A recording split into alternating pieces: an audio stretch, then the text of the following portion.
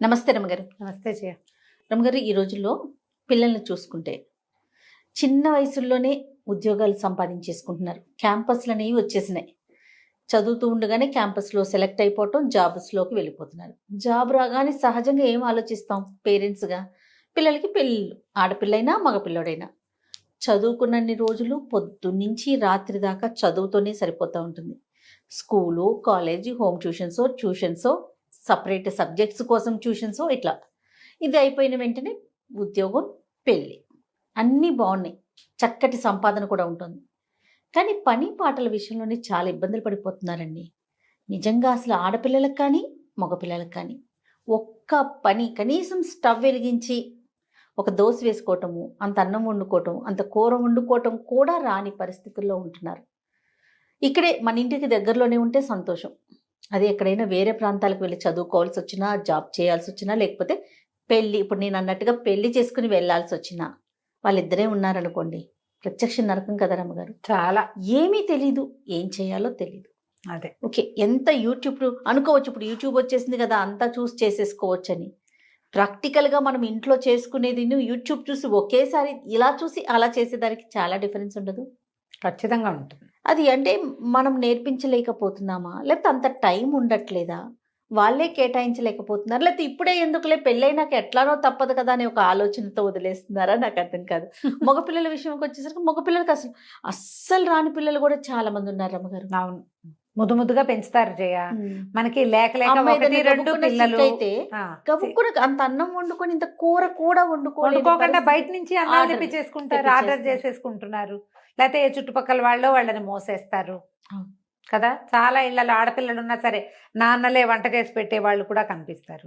ఏంటంటే మనకి 1, 2, 2 పిల్లలు ఉండటము. ఇప్పుడు లేటెస్ట్ పెళ్లి చేసే పిల్లలంటే వాళ్ళ పేరెంట్స్ కూడా 2 ఉద్యోగస్తులై ఉండటము. ఏదైనా వంట మనుషుల్ని పెట్టుకోవటము, లేదా కూరలు తెప్పించుకోవటము, కూరలు బయట కర్రీ పాయింట్ల నుంచి వచ్చేయటము. ఇప్పుడు వంట ఒకటే కాదు జయ, రోజువారీ వ్యవహారం పొద్దున్నుంచి సాయంత్రం దాకా, రాత్రి పడుకునేదాకా మనకి అవసరమైన అన్ని విషయాలు ఎవరైనా ఎక్కడి నుంచైనా ఏదైనా ఏర్పాట్లు జరిగిపోతూ ఉంటే మనకి వాటి మీద డిపెండ్ అయిపోయి ఉంటాం. మనం ఇండిపెండెంట్గా అవ్వం.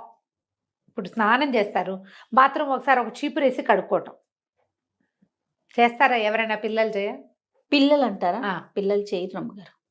స్నానాలు చేస్తారు, ఆ అండర్వేర్లు జాడి ఆరేసుకుంటారా? చాలా తక్కువ మందిని చూస్తాం. టవల్ ఆరేస్తారా? బాక్సులు కడుక్కోవటం, బాక్సులు సర్దుకోవటం, వాటర్ బాటిల్స్ లాంటివి నింపుకోవటం, తమ బట్టలు, తమ సామాన్లు అవన్నీ అరేంజ్డ్గా పెట్టుకోవటం, ఇవన్నీ మనం రేర్గా సినిమాలలో చూస్తాం. రెగ్యులర్గా అసలు జరగవు. తల్లులే చేసి పెడతారు. ఒకళ్ళు ఉంటారు కదా అమ్మగారు, జీతం లేని పని అనుకోవాలి. అన్నిటికీ అమ్మా అంటే అయిపోతుంది. నా సాక్స్ ఏవి, నా చొక్కా ఏది, నా షూస్ ఏవి, నా అదేది, నా ఇదేది, అది ఎక్కడుంది, ఇది ఎక్కడుంది అంటే ఉద్యోగస్తులైన తల్లులు కూడా పిల్లల్ని మోస్తారు ఖచ్చితంగా. ఇప్పుడు ఇవాళ రేపు కొంచెం ఉద్యోగస్తులైన వాళ్ళు కొంచెం బెటర్గా ఉంటున్నారు, పిల్లలకి కొన్ని నేర్పిస్తున్నారని భావించాలి. కొంతమందికి నేర్పించబడుతోంది. కొంతమంది వాళ్ళ అవసరానికి వాళ్ళని తల్లి ఉండదు, సాయంత్రం అయ్యేసరికల్లా వీళ్ళే పాలు వేడి చేసుకుని తాగుతారు, ఇంకేదో కార్న్ ఫ్లెక్స్ వేసుకుంటారు, ఓ దోశ వేసుకుంటారు, బ్రెడ్ టోస్ట్ వేసుకుని తింటారు, ఆమ్లెట్లు వేసుకుని తింటారు, చూస్తున్నాం మనం. ఏవో తినేస్తారు. నీకు తినేయటం ఒకటి ఇంపార్టెంట్ పాయింట్. దీంతో పాటుగా తినేశాక దాన్ని సవరించటం ఉంది చూసేవో, అది మెయిన్. కానీ తల్లులు ఏం కోరుకుంటారు? తింటున్నారా, ఓకే, ఆ టైంకి నేనున్నా లేకపోయినా కడుపు నిండుతుంది కదా. ఆ గ్లాసు ఆ సింక్ లో పెట్టటము, ఆ గ్లాసు కడిగి పెట్టటము, ఆ ఆమ్లెట్ వేసుకున్నదో, ఆ దోశ వేసుకున్నదో, ఆ పెనం యథా ప్రకారం ఏ ప్లేస్లో తీసారో ఆ ప్లేస్లో పెట్టేయటం, మిగిలిన దోశ పిండి ఎత్తి ఫ్రిడ్జ్లో పెట్టడం. ఎలా తమ వంటింట్లోకి ఎంటర్ అయినప్పుడు వంటిల్లు ఎట్లా ప్లాన్డ్గా ఉందో అదే ప్లాన్లోకి మళ్ళీ వెనక్కి తెస్తున్నారా, ఇది మనం నేర్పించాలి. ఇప్పుడు పిల్లలకి లైన్గా పనులు చేయటం వస్తాయి. చాలా రోజుల క్రితం ఒక ఆవిడ ఎప్పుడో మాట్లాడారు జయ నాతో, ఎప్పుడో ఒక 2-3 సంవత్సరాలైంది. ఈ అమెరికాలో అవి పంపించేస్తారండి, నన్ను అలాగే పంపించారు. చిన్నప్పుడు వంటింట్లోకి వెళ్తే మా అమ్మ నాయనమ్మ, ఇప్పుడు ఎందుకు వంటింట్లోకి, హాయిగా చదువుకో, పెళ్ళయ్యాక చేసుకోవచ్చు పని అనేవాళ్ళండి. నన్ను ఏమీ చేయని వల్ల 21, 22 నా ఉద్యోగం వచ్చిన సరికల్లా పెళ్లి చేసేశారు, అమెరికా పంపించేశారు. ఇక్కడ ఫ్రెండ్స్ గందరగోళం, ఏమిటో వాళ్ళందరూ ఏమిటేమిటో చేస్తారు, నాకు ఒక ముక్క రాదు, ఏమీ రాదు, నాకు ఏమీ రాదండి. ప్రత్యక్ష నరకం చూశాను నేను. ఉమ్. రోజు ఏడ్చేదాన్ని. ఎంత అల్లారు ముద్దుగా పెరిగాను నేను. ఎంత బాగా చూశారో ఇంట్లో. చూసి నన్ను ఉద్ధరించిందేం లేదు వాళ్ళు. మా అమ్మని నాయనమ్మని తిట్టుకొని రోజు లేదని చెప్పారు నాకు. చూడండి. వీళ్ళ వల్ల కదా నేను ఇలా స్టూపిడ్లా అయ్యాను. ఇదేమిటి ఇంత దద్దమ్మలా ఉన్నాను, వాళ్ళందరూ బాగా చేస్తున్నారు, ఇతనేమో వాళ్ళు బాగా చేస్తున్నారు, నువ్వు ఎందుకు చేయమంటాడు. ఇంట్లో ఉంటాను, ఉంటే ఏమిటి నాకు రావాలిగా పని. వంట రాదు, పని రాదు, లైన్గా పని చేయటం అనేది ఒక స్టామినా. రోజంతా పని చేస్తూ ఉండటం ఎవరికి వస్తుంది అది? దేని తర్వాత ఇది చేయాలని కూడా Plan- ఇంపార్టెంట్ కదా. ఇది దీని గురించి ఒకసారి మాట్లాడాలండి అని. Yes yes. కానీ ఈ తరం పిల్లలు కొంత మీరు అన్నట్లుగా కొంత మారారు రమ్మగారు. ఎందుకంటే మా పింకి యూఎస్కి వెళ్ళింది కదా, అసలు వెళ్ళే వరకు కూడా ఇంట్లో ప్రతిదీ కూడా చేతికి అందించడం నోటికి అందించటమేనండి. ఇప్పుడు వెళ్తే కుక్క పిల్లలు అనకూడదు కానీ ఎన్ని డిషెస్ అనుకుంటున్నారు రమ్మగారు. ఆ చేసేసుకుంటారు. ఫొటోస్ చూస్తుంటే షాక్ అవుతున్నాం మేమైతే. ఏమిటి ఇవన్నీ వండేస్తాం. గొప్పగా ఎలా చేస్తున్నావు అంటే మొత్తం మన వీడియోస్ అని చెప్తుంది. యూట్యూబ్ లో ఇప్పుడు వీడియోస్ ఒంటరిగా అన్నీ ఉంటే చూసుకొని కొన్నాళ్ళు ఉద్యోగం కోసం ఇట్లా శుభ్రంగా చేసుకునే పిల్లలు కూడా ఉన్నారు. కనిపిస్తున్నారు. కానీ ఇబ్బంది కదా రమ్మగారు. ఇబ్బంది. ఫస్ట్ లో కాస్తంత ఇబ్బంది పడద్దు, దాన్ని ఎంజాయ్ చేసి చేయగలిగితే సంతోషం. అది ఇది పి సత్యవతి గారిని, రైటర్ పి సత్యవతి గారు. పెద్దవారు జయ 8 years ఉంటాయి. వారి కథలు భలే బాగుంటాయి. అందులో ఒక కథ రాశారు, ఒక రాజా ఒక రాణి అని. ఓ దీనికి ఒక కథ కూడా ఉందా? కథ ఉంది. భలే బాగుంది, ఇంట్రెస్టింగ్గా. అమ్మాయిని వాళ్ళ అమ్మ అది ఎప్పుడే ఇంజనీరింగ్ అయ్యింది, కాలేజీలో చేరి అది ఆఫీస్లో చేరింది, క్యాంపస్ సెలెక్షన్. ఎంతో బాగుంది. అది ఫ్రెండ్స్తో మాట్లాడుకుంటుంటే పని పిల్ల వస్తుంది, జ్యూస్ ఇస్తుంది. జ్యూస్ తాగాక జ్యూస్ గ్లాస్ పట్టుకెళ్తుంది. వంట ఆవిడ వంటింట్లో వంట చేస్తుంది. పెళ్లి చూపులు అరేంజ్ చేసాం, నువ్వు రా, నీకు దీని దగ్గరికి బీరువా దగ్గరికి ఏం బట్టలు వేసుకోవాలో చెప్తానంటుంది వాళ్ళమ్మ. ఈ ఫోన్లో కబుర్లు చెప్పుకుంటూనే వాళ్ళ అమ్మ దేవతోటి వెళ్ళి రేపు పెళ్లి వాళ్ళు వస్తే వేసుకోవాల్సిన డ్రెస్సు, దానికి మ్యాచింగ్ నగలు, కావాలంటే ఇంకో డ్రెస్సు కుట్టిద్దాం, అన్నీ వాళ్ళ అమ్మే అరేంజ్ చేసింది. పెళ్లి చూపులు. పెళ్ళైపోయింది. పెళ్ళైపోయిన తర్వాత ఏమిటి ఇప్పుడు ఎవరైనా వస్తే ఏం బట్టలు వేసుకోవాలో అమ్మే చెప్పాలి. దాని మీదకి నగేం పెట్టుకోవాలో, చెవులకి ఏం పెట్టుకోవాలో, ఎలాంటి వేసుకోవాలో, చెప్పులు ఏం వేసుకోవాలో అమ్మే. వంటింట్లో వంట మనిషి ఉంది, పై పిల్లకి చిన్నపిల్ల ఉంది, పై పనులకి అన్నీ అది అందిస్తుంది. ఇది బొమ్మలాగా తయారైతే చాలు, దాని ఇస్త్రీ బట్టలు రెడీగా ఉంటాయి, దాని ఫుడ్ ప్లేట్లో రెడీగా ఉంటుంది, లంచ్ బాక్స్ రెడీగా ఉంటుంది, వాటర్ బాటిల్ రెడీగా ఉంటుంది, హ్యాండ్ బ్యాగ్లో కూడా వాళ్ళ అమ్మ ఎప్పటికప్పుడు డబ్బులు ఉన్నాయా అని చెక్ చేసి డబ్బులు పెడుతుంది. పెళ్ళయింది. పెళ్ళైతే ఓ రోజు రాత్రి అల్లుడు ఫోన్ చేశాడు అర్జెంటుగా. ఏంటండి మీ అమ్మాయి ఒక మాట విందు, ఎంతసేపు ఆన్లైన్లోనే ఉంటుంది, ఫోన్లోనే ఉంటుంది, ఒక పని రాదు, ఎంతసేపు ఏడుస్తుంది, ఇండియా వెళ్ళిపోతానంటుంది, ఇదేమన్నా బెజవాడ బందరా ఊరికే పంపించేసేయటానికి, అర్థం చేసుకోదు అని పెద్ద పెద్ద కేకలు పెట్టాడు. ఒక్క పని రాదు, ఏ పని చేయదు, ఎప్పుడు ఆన్లైన్లోనే ఉంటుంది అన్నాడు. కూతురుకి ఇచ్చాడు. ఇప్పుడు కూతురు ఏమైనా చెప్తే అల్లుడు వింటే బాగోదు కదా. ఎక్కడికి బోళ్ళంత ఖర్చు పెట్టాం పెళ్ళికి, కట్నం వద్దని బాగానే బోళ్ళంత ఖర్చు పెట్టి ఇచ్చారు. కట్నాలు వద్దంటారు కదా, కట్నం వద్దు గ్రాండ్గా చేయండి అంటారు. ఇవాళ రేపు నేను ఇది అనుకుంటాను, ఓ 10 లక్షలు ఇవ్వండి అంటే 10 ఇచ్చి మిగిలినవన్నిటికీ కట్ చేయొచ్చు. ఇప్పుడు ఈ కట్ చేయకపోతే 10 కాస్త 30 అవుతుంది. అంతేగా, 30 అవుతుంది. అన్ని గ్రాండ్గానే. కట్నం లేదుగా, కట్నం లేదు, ఇదే పాట. కట్నం లేదు. కట్నం ఇచ్చిన రోజునే హాయిగా ఉందనుకుంటారు కొంతమంది. ఫ్రెండ్స్ ఉన్నారు ఈ మధ్య పెళ్లిలే, ఆడపిల్లలు పెళ్లిళ్ళు చేసిన వాళ్ళు. కట్నం ఇచ్చిన రోజునే హాయిగా ఉంది, మేము ఇంతే చేయగలమండి అని చెప్పేవాళ్ళం. ఇప్పుడు వెళ్ళలేవు ఖర్చులకి. ఈ కూతురుతోటి మాట్లాడి కూతుర్ని, ఏమే ఎందుకమ్మా కాస్త పని చేయొచ్చు కదే, ఆ పాత్ర నేర్చుకుంటే. ఏం నేర్చుకోనమ్మా నేనేం నేర్చుకోను, ఏనాడైనా నన్ను ఏమైనా చేయనిచ్చారా? ఆఖరికి నా కాఫీ గ్లాస్ కూడా పని పిల్లే పట్టుకెళ్ళలేదు కదా. నాతో మీరు అడ్జస్ట్ అయ్యారు, ఇప్పుడు నేను ఎట్లా అడ్జస్ట్ అవ్వను ఇతనితోటి? ఎంతసేపు నన్ను పని మనిషిని అనుకుంటాడు, వాళ్ళ అమ్మలాగా చేయట్లేదంటాడు, కౌంటర్ శుభ్రంగా లేదంటాడు, బాత్రూములు కడగమంటాడు. నేను ఎప్పుడైనా చేశాను, ఇప్పుడు నన్ను అవన్నీ చేయమంటున్నాడు. నా వల్ల కాదు, బయటికి వెళ్ళడానికి వీలు లేదు, ఉద్యోగం లేదు, 6 నెలలు డిపెండెంట్ వీసా మీద ఉంటారు. శుభ్రంగా అక్కడే ఉంటే నేను ఇదయ్యేవాదని, టీమ్ లీడర్ అయిపోయేదాన్ని. ఉద్యోగం లేదు, డ్రైవింగ్ లైసెన్స్ లేదు, పబ్లిక్ ట్రాన్స్పోర్ట్ లేదు, జైల్లాగా ఉంది నాకు ఇల్లు. పని పని పని పని అంటాడు. ఎంతసేపు ఫ్రెండ్స్ని పిలుస్తాడు భోజనానికి, వాళ్ళంతకి వెళ్ళి తిన్నాం కదా మనము వండాలంటాడు. నా వల్ల అవన్నీ కావట్లేదని లబో దిబోమని పెళ్ళాడు. ఆవిడకి గుర్తొచ్చింది, తను ఉద్యోగం చేసే రోజున కూతురు పుడితే వాళ్ళ అమ్మ, ఇంత చంటి పిల్లతో నువ్వేం చేస్తావు, నీ దారి నువ్వు జాబు పో, పిల్లని నేను పెంచుతాలే అని చంటి పిల్లని 6 నెలల నుండి పిల్లని తీసుకుపోయింది వాళ్ళమ్మ. ఓహో. 10 ఏళ్ళు ఆవిడ పెంచింది. తర్వాత 13 ఏళ్ళు ఈవిడ దగ్గర ఉంది. అమ్మకు ఫోన్ చేసి, నువ్వే చేసావు, దానికి ఒక్క పని రాదు అని పోటాడు.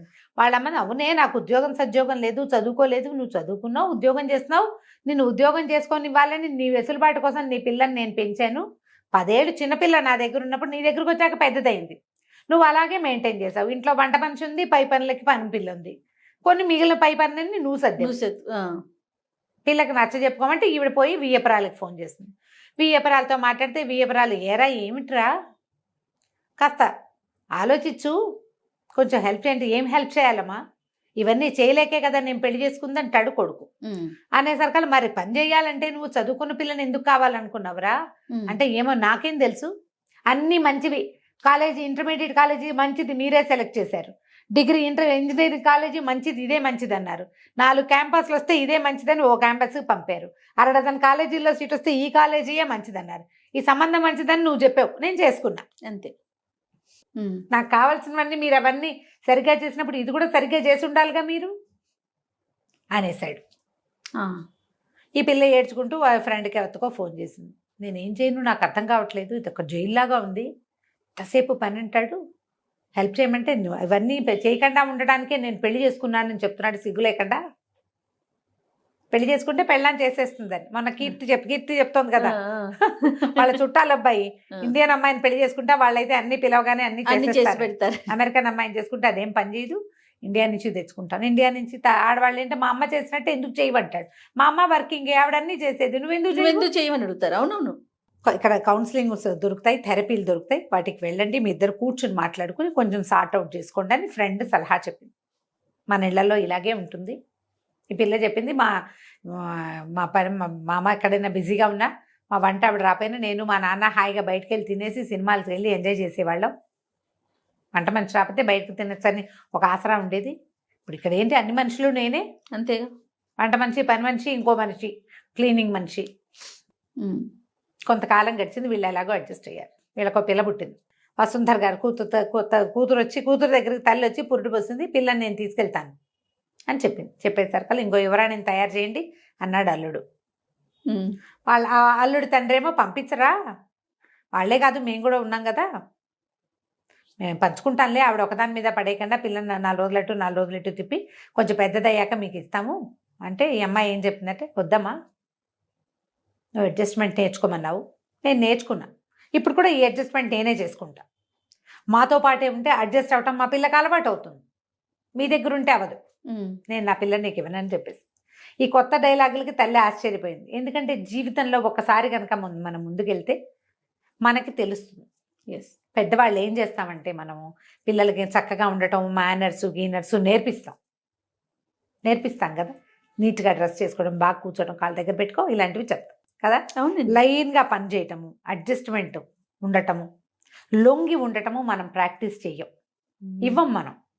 వివాహం అనగానే లొంగి ఉండటం, ఆడ మగ ఇద్దరు కూడా ఎక్కడో చోట దిగటం, ఆగటం, తగ్గటం, లొంగి పని చేయటం, ఈ ప్రాక్టీసు కావాల్సిందే. దీనికి మొదట నో చెప్పటం నేర్చుకోండి. ఇది వరకు చెప్పాం మనం ఈ మాట.